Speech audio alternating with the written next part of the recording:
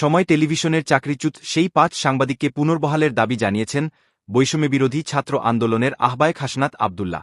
সেই সঙ্গে এ ঘটনায় তার বিরুদ্ধে ওঠা অভিযোগকে অসত্য ও ষড়যন্ত্রমূলক বলে দাবি করেছেন তিনি। শুক্রবার ২৭ ডিসেম্বর নিজের ভেরিফাইড ফেসবুক আইডিতে দেওয়া এক পোস্টে এ কথা বলেন হাসনা। তিনি বলেন, সময় টেলিভিশনের ৫ গণমাধ্যমকর্মীর আকস্মিক চাকরি হারানোর ঘটনাকে কেন্দ্র করে যেসব অভিযোগ আমার বিরুদ্ধে আনা হয়েছে তা অসত্য ও ষড়যন্ত্রমূলক।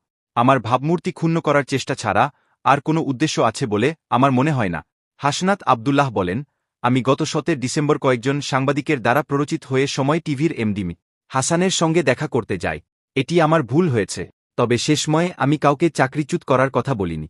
সিটি গ্রুপ এবং সময় টিভির অভ্যন্তরীণ দ্বন্দ্বে তাকে জড়িয়ে তাদের স্বার্থ হাসিলের নোংরা চেষ্টা করা হয়েছে বলে দাবি তার। হাসনাত বলেন, আমি দায়িত্ব নিয়ে এবং দৃঢ়তার সঙ্গে বলছি, সেখানে আমি কোনো সাংবাদিকের তালিকা দিইনি এবং চাকরি থেকে বাদ দেওয়া সাংবাদিকদের ব্যক্তিগতভাবে চিনি।